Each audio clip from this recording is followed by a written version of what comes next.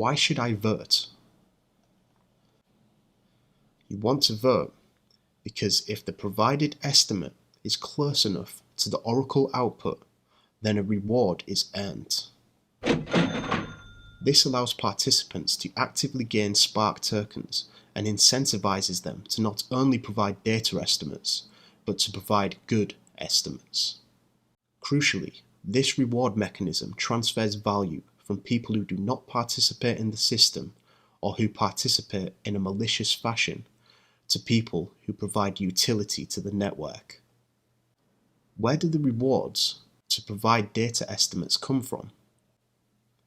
Well, this is something which many people don't actually know. Spark token is actually inflationary. Now, before you panic, there's no reason to sell every Spark you earn. The precise amount of Spark tokens minted for reward is a network governance parameter, which is initially set at 10% of Spark tokens in circulation per annum. As mentioned in a previous video, Spark holders govern the network. If the majority of Spark holders were to agree that this should be reduced, then that is exactly what would happen. What if I don't want to provide data to the network?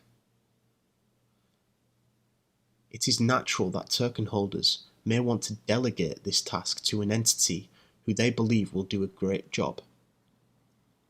More generally, the votes for an oracle and the votes for governance can be delegated to another address without transferring the tokens themselves. This results in the potential for an ecosystem of data providers to the FLR time series oracle, who would retain a fraction of the award won in exchange for providing good signals.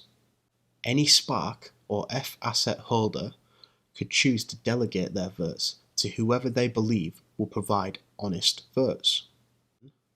The oracle signal provider might take a fraction of the earned reward in exchange for their service.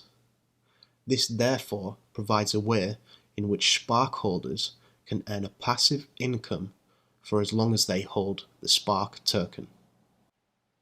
I will now show you a short interview with FLR Network's CEO, Hugo, who will further explain how Spark holders can gain rewards. Will there be a way to earn with the Spark token? Absolutely. So sort of low risk or zero risk really way of, obviously unless you mess up how you do it, pretty much there's no risk to participating in the Oracle system. There's no slashing, it's not asking you for money, it doesn't ask you to send your token anywhere.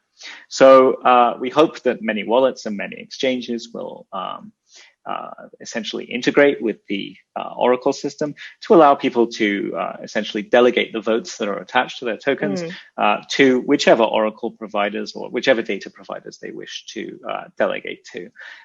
That's something we have had many conversations with people about. It's something we're pushing. It's something that some of our hardware wallets that are listed on our page already specify, and it's something we're talking to exchanges about actively.